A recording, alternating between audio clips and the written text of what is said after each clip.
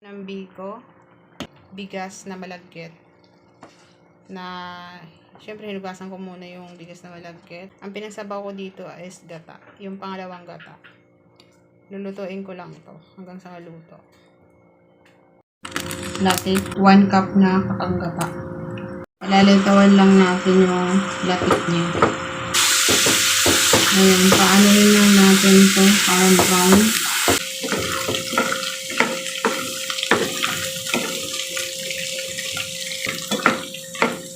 Lipat natin sa kabila.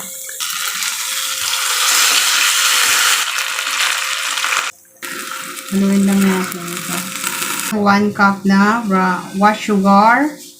Ayan, haluin lang natin hanggang maging sticky lang yung rice. Bay ng biko. Biko tayo guys for today's video. Ayan na yung ating simple na biko for craving.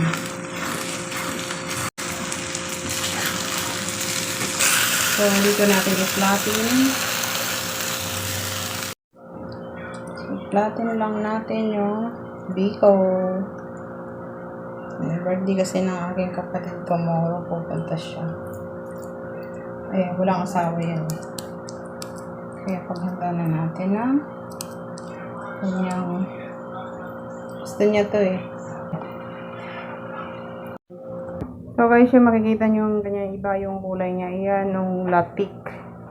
So ayan yung ating biko. Simpleng biko tayo for today. Kain. Well lang natin sa gitna. Actually, plain na ano to. So guys, kain tayo. Ito yung simple na biko. Ayan, para sa inyo guys. Ayan, tikman natin. First bite for you guys. Biko.